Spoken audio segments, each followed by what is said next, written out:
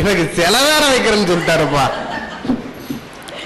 ஒருத்தர் சொன்னாராம், 35 லட்ச ரூபா போட்டு வீடு கட்டினேன், ஒரே பயமா இருக்குது அப்படின்னு. ஏன், என்ன பயம்? இடம் யாருக்குன்னு தெரியல. அப்படி எனக்கு செலவு வச்சு. சரி, நிகழ்வுடைய இறுதி பேச்சாளர், உண்மையாவே அவருடைய நிகழ்வுகளை எல்லாம் நான் தொடர்ந்து ஃபேஸ்புக்கில் பார்த்துட்டு இருக்கேன். அவர் எப்பதான் அந்த ஃபேஸ்புக்கில் வெளியே வராருன்ற அளவுக்கு ஏதோ ஒரு படத்துல இந்த டீ சாப்பிட்றதுக்கு உட்காந்துருப்பான். அவன் டீ போட்டு இப்படி கொடுத்துட்டு மேலே பிரிச்சு பார்ப்பான், அதை போட்டோ வச்சிருப்பான். அப்படி இப்பதான்டா இதை எடுத்தாங்க அப்படிங்கிற மாதிரி நிகழ்வுகளை உடனே அப்டேட் பண்ணி, சமீபத்தில் தமிழக அரசாங்கம் அவருக்கு இளம் தமிழர் ஆய்வாளர் அப்படின்ற ஒரு மிகப்பெரிய விருது கொடுத்துருக்காங்க. அதற்கு என்னுடைய வாழ்த்துக்களை நண்பருக்கு சொல்லி, நல்ல தமிழ் பேச்சாளர் முனைவர் திரு அன்பு சிவா அவர்களை உங்கள் முன்னே அழைக்கின்றேன். அதாவது எனக்கு ஆச்சரியமா இருக்கு, என்ன சொல்றதுன்னு தெரியல. ஆனா ரவி என்ன வந்த முதல்ல அங்கிருந்து ஆரம்பிச்சிடுறேன். ரவி என்ன வந்தாரு, கட்டி வைக்கிறேன்னாரு. நான் ஏற்கனவே கட்டி இருக்கேன், யாரை கட்டி வைக்கிறாருன்னு எனக்கு தெரியல. அது ஒரு சந்தோஷமான விஷயம். அப்படி வேற ஒரு ஐடியா இருக்கா? அதாவது என்னன்னா, அவங்க பொதுவாகவே வந்து இந்த 3 பேருமே வந்து தலைப்புக்குள்ள போகவே இல்லை யாருமே. ஒரு ஆள் மஞ்சள் தண்ணி ஊத்துச்சு, யாரு மேலேன்னு தெரியல. இன்னொரு ஆள் வந்து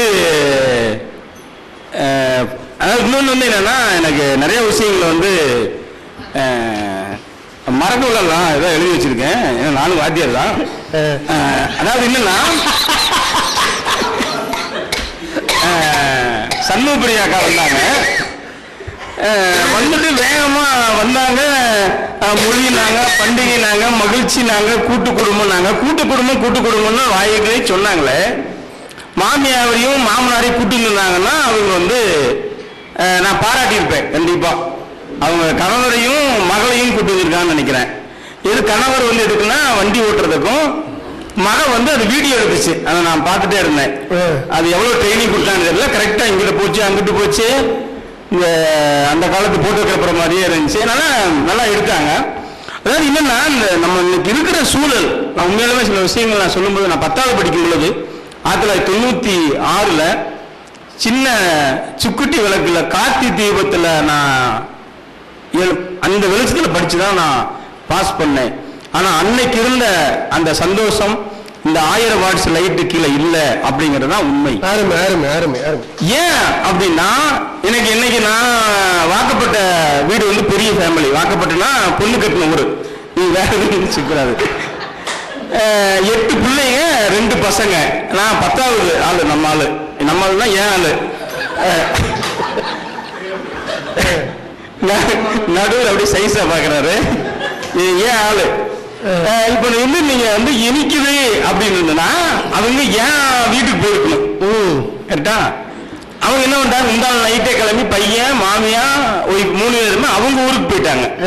இப்ப போயிட்டு என்ன போகணும்னா, எப்ப வருவன்னு கேட்டப்ப இவ்வளவு பாசமா கேட்கிறாளே அப்படின்னு நினைச்சிட்டு, என்னமா விஷயம்னு இல்ல, முந்தா நாள் இந்த சாமி ஜுவல்லரி போனோம்ல, அதுல கொலுசு மாத்திரம்னு கூட்டு போனது 120 தான் செலவாகுன்னு நினைச்சிட்டு போனேன். ஆனா 86,000 ரூபாய் பில்லு. காலையில எனக்கே தெரியும். இது எப்படி நான் ஏத்துக்க முடியும்? அதாவது நம்ம ஏன் நாங்க சொன்னோம்னா, இன்றைய சூழலில் பண்டிகைகள் கசக்குதா இனிக்குதா, அதுதான் டாபிக். அதுல ஏன் நான் கசக்குன்னு சொன்னோம்னா, இன்னைக்கு நீங்க சொன்னீங்க, இன்னைக்கு ஸ்ரீதேவியில கூட்டமா இருக்கு, கணபதியில கூட்டமா இருக்கு, சென்னை சில்க்ஸ்ல கூட்டமா இருக்குன்னு சொன்னீங்க. அந்த கூட்டத்துக்கு வெளியே 2 அப்பாவியா அந்த கணவன்மார்கள் நிற்பாங்கல்ல, அவங்களோட போய் கேட்டு பாருங்கள், அது கசக்குதா இனிக்குதா என்பது எனக்கு அதுதான் உண்மை. இன்னைக்கு நம்ம சொல்லக்கூடிய விஷயங்கள், நம்ம பார்க்கக்கூடிய விஷயங்கள்ல இன்னைக்கு கோயம்புத்தூரை பொறுத்தளவு வந்து அதிகமான ஓல்டேஜ் ஹோம் இருக்குதுன்னு நான் கணக்கு எடுத்திருக்கோம். அதுக்கு காரணம் என்னன்னா, இன்னைக்கு புதுசா ஒரு 10 ஆண்டுகள் திருமணமான மனைவிமாரோடைய வேலைத்தனம் மட்டும்தான். நிறைய விஷயங்கள் இன்னைக்கு இருக்கிற சூழல்ல வந்து ரொம்ப ஏத்துக்கிற சில விஷயங்கள். அவர் ஒரு பாட்டு ரொம்ப மனப்பாடம் பண்ணி வச்சிருந்தா, ரவி என்ன பாடிட்டாரு. அது ஏன் பாடினாரு எனக்கு தெரியல. ஆனா அது என்ன பாடி இருக்கு, உன்னை கண்டு நான் ஆட, என்னை கண்டு நீ ஆட, உல்லாசம் பொங்கும் இன்ப தீபாவளி. அது அந்த காலத்தில் நடந்தது, அதுதான் உண்மை. அது ஏன் இந்த காலத்துல பாட்டினாரா எனக்கு தெரியல. வந்தார் வேகமா வந்தார், 3 பேர்த்தையும் பார்த்தாரு. இங்கேயும் வந்து பிடிச்சிட்டு வந்துட்டாங்க. பிடிச்சிட்டு எல்லாம் வரல, எல்லாம் பக்குவமா 10 லட்சம் செலவு பண்ணி கட்டிட்டு வந்திருக்காங்க, கட்டி கொடுத்துருக்காங்க. அதாவது என்னன்னா நம்ம பார்க்கக்கூடிய சில விஷயங்கள் இருக்கு. இன்னைக்கு முக்காவாசியான சில விஷயங்கள் வந்து இன்னைக்கு ஆண் மனசுக்குள்ள இருக்கிற சில விஷயங்கள் இருக்கு. நம்ம வந்து சாதாரணமா ஒரு இடத்துக்கு போறோம், ஒரு பொருள் வாங்குறோம்னா அந்த காலத்துல வந்து நடுவர் முதல்ல சொன்னாரு, எனக்கு தெரிய தீபாவளி ரொம்ப சந்தோஷமா கொண்டாடின ஒரு நாள் அந்த சட்டையும் டவுசரையும் எங்க அப்பா எடுத்து முதல் நாள் தான் கொடுத்துருப்பாரு டெய்லர்கிட்ட. அன்னைக்கு முழுக்குமே அந்த டெய்லர் வந்து எனக்கு கடவுள் மாதிரி. அவர் எந்த ட்ரெஸ் எடுத்தாலும் நம்ம ட்ரெஸ் எடுக்கிற மாதிரியா இருக்கும். ஆனால் எப்போ தைப்பீங்கன்னு அவருக்கு டீ வாங்கி கொடுத்து, அவருக்கு காஜா போட்டு கொடுத்து, அவருக்கு பட்டன் எடுத்து கொடுத்து, காலையில 5:45 அந்த டவுசரையும் அந்த சட்டையும் கொடுத்தாரு. அதை வாங்கிட்டு 8 கிலோமீட்டர் வீட்டுக்கு வந்து எண்ணெய் வச்சு குளிச்சுட்டு அப்பா அம்மாவோட சந்தோஷத்தோட, அம்மா உப்பு போட்டிருந்தாலும் அதிகமா இருந்தாலும் அது இனிக்கத்தான் செஞ்சிருக்கும், அது குறைவாக இருந்தாலும் அது இனிக்கத்தான் செஞ்சிருக்கும். ஏன்னா அது அம்மா சுட்ட ஒண்ணு, அந்த பலகாரங்களை சாப்பிட்டு சந்தோஷமா இருந்தோம். ஆனா இன்னைக்கு அது இப்படி இல்லை. இன்னைக்கு இருக்கிற சூழல் எல்லாமே நீ கூட்டு குடும்பத்துல நீ சில விஷயங்களை சொல்லும்போது சொல்லுவாங்க. சுஜாதா வந்து அவ்வளவு மிகப்பெரிய ஒரு எழுத்தாளர். அவர் 3வது மாடியில குடியிருக்கிறார். அவர் குடியிருந்து அங்க இறந்துறாரு. இறந்து அந்த 3 மாடி அந்த படிக்கட்டுல கொண்டு வர முடியல. அது ஆண்டாள் பிரேசன் கவிதையில சொல்லியிருப்பாங்க, இனிமேல் வரும் தலைமுறைகள் தான் இறக்கும் தருவாயில் கூட தனக்கான அளவெடுத்த சவப்பட்டியில் போய் படுத்துக் கொள்ள வேண்டும். அதுதான் இன்னைக்கு இருக்கிற அடுக்குமாடி குடியிருப்போடையது. நீ இவரோட கவிதை படிச்சீங்கன்னா தெரியும். நீட் 3வது விதின்னு நான் முத்துக்குமாரோட கவிதை, மிகப்பெரிய கவிதை. அந்த கவிதை மேல் வீட்டுக்காரனுடைய தொந்தரவும் கீழ் வீட்டுக்காரனுடைய தொந்தரவும் எந்த அளவுக்கு நம்ம இந்த சென்ட்ரல் இருக்கிறவனுடைய கஷ்டப்படுத்தும் அப்படிங்கும். இன்னைக்கு எவ்வளவு நீ தொந்தரவு பண்ணால் கூட இன்றேனும் ஒரு நாள் நீ தரையில் தலகாணி வச்சு படுக்கும் பொழுது, நான் அந்த மின்விசிறியை அழுத்தும் பொழுது அந்த உருளன் வர சத்தம் நீ என்னைக்கு உன்னை துன்புறுத்துகிறதோ அன்றுதான் நீ என்னுடைய கஷ்டத்தை உணர்ந்து கொள்வாய். அதுதான் ஒவ்வொரு வினைக்கும் நேர் சமமான எதிர்வினை உண்டு அப்படிங்க. நீ செய்யக்கூடிய ஒவ்வொரு விஷயங்கள் அப்படி. இன்னைக்கு ஜவுளி கடையில கூட்டம், இன்னைக்கு நிறைய விஷயங்கள் இருக்கு. இன்னைக்கு ஏதாவது சில விஷயங்கள் கொஞ்ச நாளைக்கு முன்னாடி இந்த கரண்ட் கட் ஆனப்பெல்லாம் பாத்தீங்கன்னா போதும், ஒரு திருநெல்வேலியில ஒரு பெட்ரோல் பங்குல மனைவி 2 பேரும் மாத்திக்கிட்டாங்கன்னா அவங்க மனைவி மறுபடியும் மாத்தி ஏறிட்டு போயிட்டாங்க. அவ்வளவுதான். 2 பேரும் வண்டியில ஹெல்மெட் போட்டிருக்காங்க, 2 பேரும் பெட்ரோல் போட்டு வந்து நிக்கிறாங்க. இவரோட மனைவி அந்த வண்டியிலையும் அவரோட மனைவி இந்த வண்டியில ஏறிட்டாங்க. ஏறி போயிட்டு இருக்கு வண்டி. இல்லைங்க நம்ம வீட்டுக்கு போகாம எங்க போறீங்க அப்படின்னு சொல்லி அந்த அம்மா கேக்குது. நம்ம வீட்டுக்கு தானே போறேன் அப்படின்னு ஹெல்மெட்டை திறந்து பார்க்கும் பொழுது மனைவி மாறிடுச்சு. திரும்ப கொஞ்ச நேரம் கழிச்சு வந்து 2 பேரும் எக்ஸ்சேஞ்ச் பண்ணிட்டு போனாங்க. இது எங்க நீங்க சந்தோஷத்தை தரும்? ஒரு எந்த வண்டியில ஏறி வந்தோம், எந்த வண்டியில ஏறி போறது கூட நம்மளுக்கு தெரியாது. அது வந்து இது சில விஷயங்களை வந்து உமா காய்ச்சல் ரொம்ப ஒரு நாள் ரொம்ப கோவப்பட்ட நடுவில் அவர்களே, இந்த பேஸ்புக்ல வாழ்த்துக்கண்ணேன்னு போட்டாங்க. வாழ்த்துக்கள் அண்ணே வாமா. நானு ரொம்ப கோவம் வந்துருச்சு. அது என்னன்னா 2-3 பேர் போன் பண்ணி இப்படி தங்கச்சி இருக்குன்னு எனக்கு தெரியவே இல்லையே அப்படின்னாங்க. அது தங்கச்சி இல்லடா பாட்டி, அதை அப்படி போட்டுருக்காங்க கொஞ்ச நாளா அப்படின்னு சொல்லி சமாளிச்சேன். இன்னொன்னு நான் யூஜி படிக்கும்போது ஒரு பாட்டு இருக்கும், இந்த KGGP தேட்டர் 2 தேட்டரு, அதை வச்சு நாங்க அந்த யூஜி படிக்கும்போது ஒரு பாட்டு எழுதியிருந்தோம். KGGP போகும் பெண்கள் அடுத்தவன் காசை கரைக்கும் பெண்கள் உண்டல்லோ கல்லூரியில் உண்டண்டு தக்க தக்க தக்க தும் தக்க தக்க தக்க தும் தக்க தக்க தக்க தக்க தக்க தும் தக்க தக்க தக்க தும் தக்க தக்க தக்க தும் தக்க தக்க தக்க தக்க தக்க தும். இப்போ வந்து அந்த பாட்டு வந்து நீங்க அந்த ரொம்ப ஃபேமஸான ஒரு பாட்டோட எடுத்திருந்த அந்த வரிகள், அந்த மணிப்பரசு வெயிட் என்பது அவனுடைய அந்த உள்ள இருக்கிற அந்த பைசா குறைய அவன் மனம் பெஸ்ட் அந்த கஷ்டம் அந்த வெயிட் வந்து போயிடும் அப்படிங்கிறது. இதுதான் ஈர்ப்புகள். நம்ம சில விஷயங்களை சொல்லும்போது சொல்லுவோம், நம்ம ஏதாவது பேசும் பொழுதோ அதை சொல்லும் பொழுதோ நீ அந்த காலத்துல வந்து சாதாரணமா போய் ஒரு மஞ்சள் தண்ணி ஊற்றுனாலும் ஊத்திட முடியாது. மிகப்பெரிய குலக்கேசில எல்லாம் போயிடுவாங்க. அக்கா சொன்னாங்க மஞ்சள் தண்ணி ஊத்துனாங்க அப்படியே கூட்டிட்டு போயிட்டாங்க அப்படின்னு. அந்த உடன்போக்கும் அப்படிங்கிறது அந்த காலத்துல ஒரு மரியாதையா இருந்தது. இன்னைக்கு அப்படியெல்லாம் இல்லை. இன்னைக்கு நீ வகுப்புல எல்லாம் சில விஷயங்களை பேசும் பொழுது ரவி என்ன கெஞ்சில் வருது, அண்ணா 2 மார்க் போடுங்க சார், 2 மார்க் போடுங்க sir, please sir please sir please sir புலம்புனார்ல, அதே மாதிரிதான் நடக்கும். சார் போடுங்க சார், நான் பாஸ் பண்ணுங்க சார், 2 மார்க் போடுங்க பாஸ் பண்ணுங்க சார் அப்படிங்குவான். எழுக்கவே இல்லடா, வெறும் பேப்பர். சில விஷயங்கள வகுப்புல கேட்கும்போது சொல்லுவாங்க, டேய் திருக்குறள் உதறு விட்டால் ஒரு குறள் சொல்றா அப்படின்னு சொல்லி நான் வகுப்புல கேட்கும்போது சொன்னாங்க. அதுல ஒரு குறள் இருக்குது, யாதையும் யாது நீங்கியா நோதல் அதையும் அதையும் இல்லைன்னு ஒரு குறள் இருக்கு. ஒரு புள்ள எந்திரிச்சு சார் திருக்குறள் உதறு ஒட்டல சார் அப்படின்னு சொல்லுச்சு. இன்னைக்கு இப்படியான விஷயங்கள் இருக்கு. இன்னைக்கு வந்து மனப்பாட பகுதி இன்னைக்கு திருக்குறள் முழுக்க காணாம போனதுக்கு காரணம் நம்ம எக்ஸாம்ல கேட்டதுனாலதான். இன்னைக்கு நம்ம தேர்வுல கேட்கிற எந்த ஒரு விஷயமும் அது காணாமல் போயிடும். நீ கொஸ்டின் பேப்பர்ல எல்லாம் படிக்கும்போது பாத்தீங்கன்னா சொல்லுவோம், வினாயன் போரை தவிர உங்களுடைய ஏனைய வினாக்களும் சொந்த நடையில் இருத்தல் வேண்டும், அந்த இலக்கணம் பகுதி ஒன்று இருக்கும். இன்னைக்கு இலக்கணமே இன்னைக்கு வந்து காணாம போயிடுச்சு மாணவர்கள்ட்ட. அப்ப எப்படி நம்ம வந்து கசக்குது இனிக்குது நம்ம பேசணும். நம்ம சொல்லிக் கொடுக்கிற விஷயங்கள், நம்ம பேசக்கூடிய விஷயங்கள், இன்னைக்கு சில விஷயங்கள் பார்த்தீங்கன்னா தீபாவளினால தீ விபத்து வருது, மாசுபடுறது, மது அருந்துதல், இரவு நேரங்கள்ல அதிகமான ஆபத்துக்கள் இருக்குது அப்படிங்கிறது. இதெல்லாமே வந்து என்னன்னா கசங்க. நீ வந்து எப்பவுமே 4 மணிக்கு வீட்டுக்கு வர்ற ஒரு பிள்ளை இன்னைக்கு 4:30 வரையிலும் 5 மணி வரலையா அந்த உண்மையான அந்த பெற்றோரை போய் கேட்டு பாருங்கள், அது கசக்குதா இனிக்குதாங்கிறது அப்பதான் தெரியும்.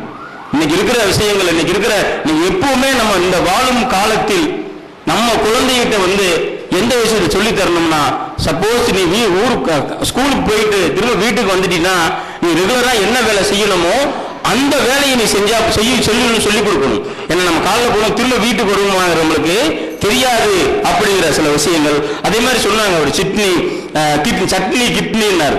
இன்னைக்கு சட்னி நம்ம கேட்டிருக்கிறோம். கிட்னி இடமாக்குற அளவுக்கு நம்ம இன்னைக்கு சூழல் இருக்கு. இன்னைக்கு நடைமுறை வாழ்க்கையில நடைமுறை சொல்லக்கூடிய கூட்டு குடும்பம், இன்னைக்கு கூட்டு குடும்பங்கள் காணாமல் போனதுக்கு காரணம் என்னன்னா, இன்னைக்கு உறவு முறைகள் நம்ம நிறைய விஷயங்களை இழந்துட்டு வரோம். ஒரு கூட்டு குடும்பம் இருந்ததுன்னா அந்த வீட்டுக்குள்ள எந்த சூழலையும் சண்டையே வராது. ஏன்னா எந்த சூழல சண்டை வந்தாலும் எந்த விஷயங்கள் வந்தாலும் ஒரு 10 நிமிஷத்துக்குள்ள அது சால்வ் ஆயிடும். ஆனா இன்னைக்கு அது அப்படி இல்லை. நீங்க ஒரு காலத்துல வந்து பொண்ணு கட்டுனாங்கன்னா ரொம்ப தூரமா தான் கட்டுங்க, 2 ஊர் தாண்டி 1/2 நாள் பஸ்ல போகணும், அந்த மாதிரிதான் பொண்ணு கட்டினாங்க.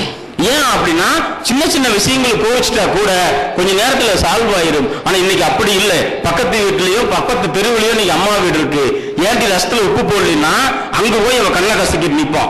அங்கிருந்து ஒரு பஞ்சாயத்து வரும், அது டைவர்ஸ் போய் நிற்கும். இன்னைக்கு புரிதல் கிடையாது. இன்னைக்கு பெண்கள்கிட்ட வந்து இன்னைக்கு அதிகப்படியான விஷயங்கள்ல இன்னைக்கு புரிதல் கிடையாது, விட்டு கொடுக்கிற மனப்பான்மை கிடையாது, சகிப்புத்தன்மை இன்னைக்கு கிடையாது. இன்னைக்கு ஒரு விஷயங்கள்ல வந்து ஒரு பேசுறோம்னா வீட்டுல டீச்சர் அவங்களுக்கு இந்த 2 தடவை வந்து என்னன்னா 2 கிளாஸ் 10th கொடுத்ததுனால டெய்லி டென்ஷனாவே இருப்பாப்புல. நான் எதுவுமே கண்டுக்க மாட்டேன். இன்னொன்று வந்து என்னன்னா, ஏன் கண்டுக்க மாட்டேன்னா அவங்க ஏதாவது சொன்னாங்கன்னா அந்த சகிச்சு போகணும். ஏன் அப்படின்னா இன்னைக்கு 5 ஆண்டுகள் ஆகிறாங்க திருமணம் ஆகி, ஆனால் இன்று வரையிலும் அந்த வெங்காயம் உளிச்சு கொடுக்குற வேலை மட்டும் நான் செஞ்சுட்டு இருக்கேன். அது காரணம் என்ன அப்படின்னா, மாமனார் சொன்னாரு பொண்ணு கட்டணும் போது என் பிள்ளைய கண்கலங்காம பார்த்துக்கன்னு சொன்னாரு. அந்த ஒரு காரணம் மட்டும்தான். இன்னொன்னு, எனக்கு எல்லாமே சமைக்க தெரியும், அதுதான் விஷயமே. ஒரு ஒரு ஒரு வாழ்க்கையில ஒரு குடும்பத்துல வந்து வாழ்க்கையில ஜெயிக்கணும் அப்படின்னா முதல்ல மனைவியிடம் தோத்தரணும். இதுதான் ரியல் உண்மையான ஃபேக்ட். ஆனா மனைவிட ஜெயிக்கணும்னா கிச்சன்ல ஜெயிக்கணும். சமைக்க தெரிஞ்ச சண்டை வராது எப்பவுமே. அந்த காலத்துல வந்து திடீர்னு சண்டை வந்துடும். என்ன காரணம் அப்படின்னா, சமாதானமா இருக்கும். உடனே நமக்கு சமைக்க தெரியாது, உடனே போய் சமாதானம் பண்ணி கெஞ்சி கூத்தாடி கூட்டு வருவோம். ஆனா இன்னைக்கு அப்படி கிடையாது. நீ போயிட்டீனாலும் என்னால குழந்தைய காப்பாற்ற முடியும், என்னாலையும் சமைக்க முடியும். இன்னைக்கு நிறைய நிகழ்வுகள் சார் சொல்லுவாரு, நிறைய Facebookல போடுறேன். ஒவ்வொரு ஞாயிற்றுக்கிழமையும் 4 மணிக்கு 5 மணிக்கு நான் சமைச்சிடுவேன். அதை சமைச்சு வச்சுட்டு தான் அந்த கூட்டங்களுக்கே நான் வர்றேன். அதுதான் உண்மை. ஏன் அப்படின்னா அதாவது ஒரு நாள் மட்டும்னாவது அவங்களுக்கு ஓய்வு கொடுக்கணும் அப்படின்னு சா தமிழ்ச்சனோட ஒரு புக் எழுதியிருப்பார், நாங்களும் சமைத்து பார்க்கலாம்னு ஒரு புத்தகம் எழுதியிருப்பார். நிறைய விஷயங்கள் இன்னைக்கு வந்து இன்னொன்று வந்து என்னன்னா, இந்த நம்ம சகிப்புத்தன்மை, இந்த கணவன் மனைவிக்குள்ள இருக்கிற அந்த சில விஷயங்கள் வந்து என்னன்னா விட்டு கொடுக்குற சில விஷயங்கள் இருக்கும். அந்த விட்டு கொடுக்குற விஷயங்கள் வந்து இன்னைக்கு இல்லாம போயிருக்கு. சின்ன விஷயங்கள் வந்து கோவப்பட்டு கையை வாங்கிறோம், காவலப்பட்டுச்சுன்னு சில விஷயங்கள்லாம் இருக்கு. ரஸ்த உப்பு போலின்னு சண்டை வரும். இதெல்லாம் இருக்கு. இது வந்து எங்க வருதுன்னா, மேட சொன்ன மாதிரி திருவிழா விழாதிருத்தல் அப்படிலாம் கிடையாது. அது வந்து நம்ம எடுத்துக்கிற பொறுத்து இருக்கு. நீங்க அதிகமான நீங்க 6,000 சம்பளம் வாங்கினப்ப வீட்டுல சந்தோஷம் இருந்தது. ஆனா இன்னைக்கு 60,000 சம்பளம் வாங்கணும், ஆனா சந்தோஷம் இல்லை வீட்டுல. எல்லாமே இன்னைக்கு என்னன்னா, ஒரு காலத்துல வந்து கடன் வாங்கணும்னா கடன் கொடுத்தவங்க ஊருக்கு எல்லையில இருப்பாங்க. ஏங்க அவர் கொஞ்சம் வர சொல்லுங்க, அவரை பார்த்துட்டு போகணும்னு வாங்க. ஆனா இன்னைக்கு அப்படி இல்லை. கடன் கொடுத்து வீட்டுக்குள்ளேயே வந்துடுறான். என்ன காரணம்னா, அவன் கடன் கொடுத்த கிரெடிட் கார்டு நம்ம வீட்டுக்குள்ள இருக்கு. அப்ப வரத்தானே செய்வான். இன்னைக்கு எல்லா விஷயங்கள் இன்னைக்கு ஆதாரம். ஒரு காலத்துல வந்து எங்க அப்பா சொன்னார், என்னை கை நாட்டு போடக்கூடாது என்று படிக்க சொன்னார். ஆனால் இன்னைக்கு 5 டிகிரி படிச்சுட்டு இன்னைக்கு கல்லூரியில போய் நான் ஃபிங்கர் வைக்கிறேன். உண்மைதானே? ஏன்னா அது ஏமாத்த முடியாது. நம்ம கையில நம்ம அப்பா வந்து நான் தான் கை நாட்டு வச்சேன், என் பையன் கையெழுத்து போடணும்னு படிக்க சொன்னாரு.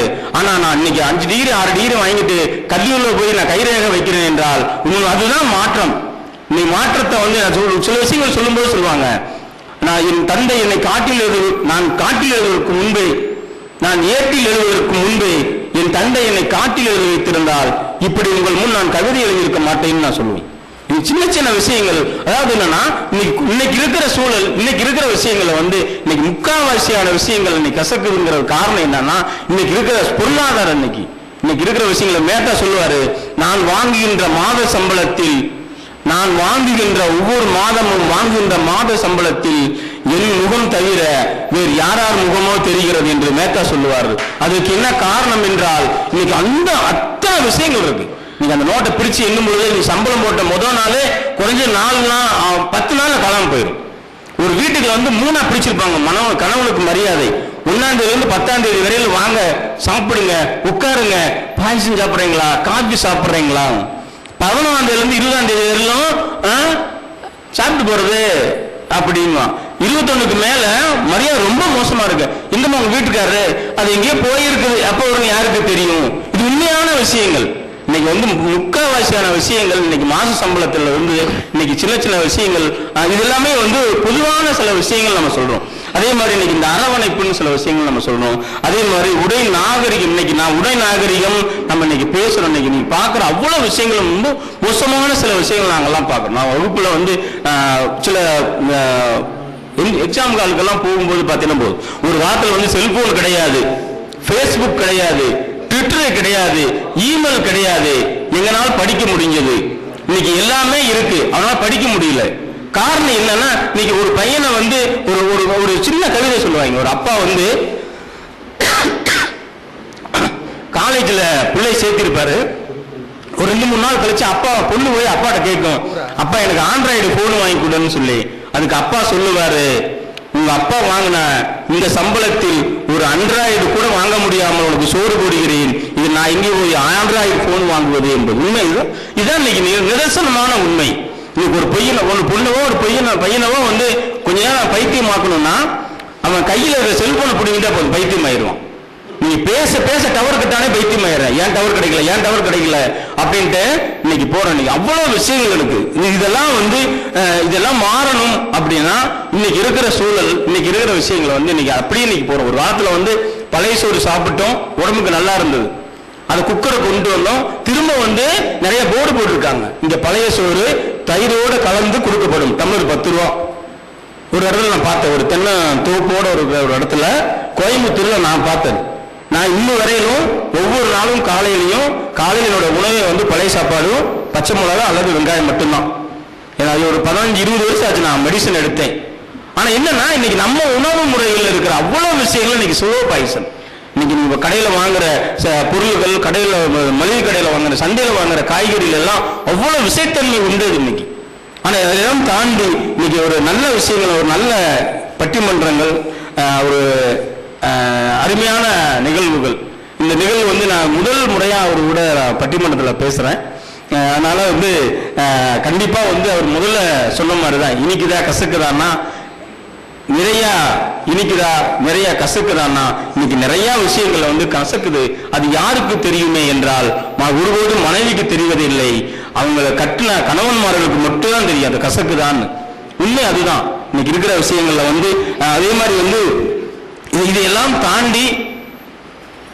தாண்டி நாம் உணர்ந்து கொள்வதற்கு இன்னும் சிறிது நேரத்தில் நடுவர் ஒரு தீர்ப்பு வழங்குவார் என்று கூறி இப்படி ஒரு வாய்ப்பை தந்த நடுவர் அவர்களுக்கும், என் சார்ந்த சந்திரபிரியா அவர்களுக்கும், பேரூர் தமிழ் சங்கத்தினுடைய மன்றத்தினுடைய பொறுப்பாளர் ரவியண்ணன் அவர்களுக்கும் நன்றி கூறி மீண்டும் அனைவருக்கும் தித்திக்கும் தீபாவளி திருநாள் வாழ்த்துக்களை நன்றி கூறி விடைபெறுகிறேன். நன்றி, வணக்கம்.